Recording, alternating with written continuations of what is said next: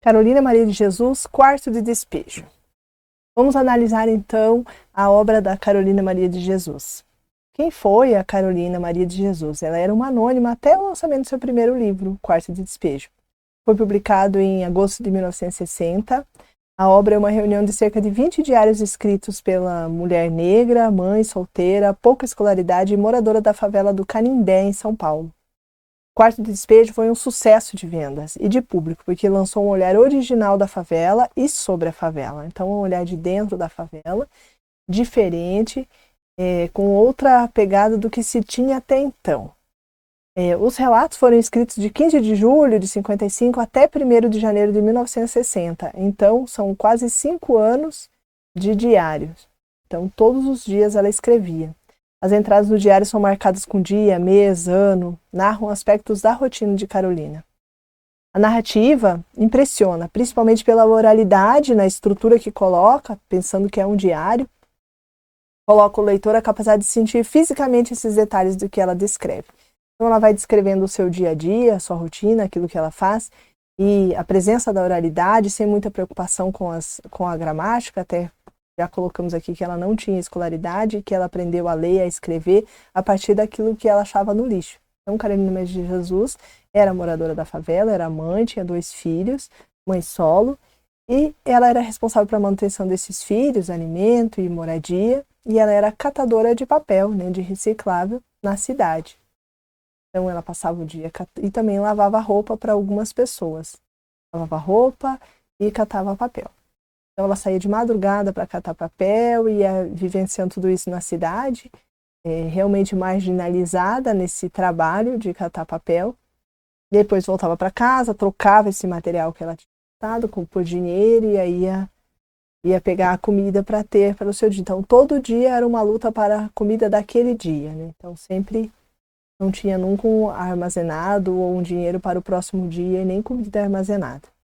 Então, além de trabalhar para conseguir comprar comida, a moradora da favela do Canindé também recebia doações e buscava restos de alimento nas feiras, ia no lixo quando era preciso. Em uma das entradas do diário ela comenta: a tontura do álcool nos impede de cantar, mas a da fome nos faz tremer. Percebi que é horrível ter só ar dentro do estômago, e aí ela vai descrevendo. E aí, quando se lê com muito detalhe esse livro, uma observação realmente aberta, você percebe o quanto, de repente, observando um catador de papel, você pensa, ou uma pessoa em situação de rua, você pensa que ela parece estar bêbado, né? E ela vai descrevendo como a tontura da fome, e a pessoa andando cambaleando, é muito parecida com a do álcool. E que a maioria das vezes é fome. Eles estão tremendo e às vezes é mais barato comprar, de repente, que seja um copo pequeno de pinga do que conseguir comprar um pão, algo para se alimentar. Ele vai tomar aquilo e vai conseguir continuar, e vai conseguir dormir, de repente, e esquecer a fome, a dor da fome, que dói no estômago. Então, às vezes, os julgamentos, mas, porque pegou o dinheiro e foi comprar a pinga, né? Ganhou uma moeda de 50 centavos e ia conseguir fazer o quê com aquilo? E aí a pinga, pelo menos, ele vai tomar e vai deitar e vai dormir e vai esquecer aquela fome, aquela dor, e amanhã vai ser outro dia e começa de novo a tentar a busca pelo alimento. Então, como objeto de análise, a escrita demonstra traços de oralidade bem forte, como eu falei antes. Além da escrita, destaca-se a postura da narradora, na medida que ela procura forças para conseguir alimentar os seus filhos. Ela tem 2 crianças, ela precisa alimentar, então ela demarca bem que ela, por mais que ela teria vontade de repente beber, ao invés de sentir essa dor no estômago de fome, que às vezes ela consegue a comida só para as crianças e não para ela tem que lembrar que ela tem que estar bem, que ela tem que trazer as coisas para os filhos. E aí ela relata: fiquei pensando que precisava comprar pão, sabão e leite para Vera Eunice, que é a menina menor. E os 13 cruzeiros não dava. Cheguei em casa, aliás, no meu barracão, nervosa e exausta. Pensei na vida atribulada que eu levo. Cato papel, lavo roupa para 2 jovens, permaneço na rua o dia todo e estou sempre em falta. E aí ela comenta que mesmo trabalhando o dia inteiro, ela nunca tem. Sempre falta. Então, essa é uma característica bem marcante da obra da Carolina. Então, nessa parte do livro também, que ela vai contando sobre que está sempre em falta e tal, ela vai é época de eleição determinado momento do livro, que é a época da eleição, e os políticos aparecem para doar o brinquedo, o biscoito, e aí a comunidade toda se junta para ir receber. Mas tem vezes que a doação é pouca, que não dá para todo mundo, que os biscoitos não chegam nem a um, e as crianças levam bacias, enfim, para levar para casa para armazenar, e voltam com as bacias vazias, que não chega nenhum para cada um. E nem todos os moradores da favela conseguem pegar, alguns pegam um monte e levam para casa, e os demais ficam sem. E a narradora fica indignada, e assim ela escreve: as dificuldades cortam o afeto do povo pelos políticos. Eu, quando estou com fome, eu quero matar o Jânio, eu quero enforcar o Adhemar e quero queimar o Juscelino. Aí ela segue, referindo-se respectivamente ao governador paulista, que é o Jânio na época, ao prefeito de São Paulo, o Adhemar, e o presidente da República, o Juscelino. Quando ela sente isso, essa necessidade, essa fome, vê as crianças passando fome, as crianças tendo que ir lá buscar, enfim, que eles querem doar para as crianças os alimentos, mas chega lá nem tem, ela fica com muita raiva. Toda a dificuldade corta o afeto do povo pelos políticos. O afeto que eles poderiam ter, não tem como ter, né? E aí ela revela aí como ela se sente em relação a isso. Além da crítica social em relação à fome, a Carolina destaca a luta das mulheres e as injustiças sofridas.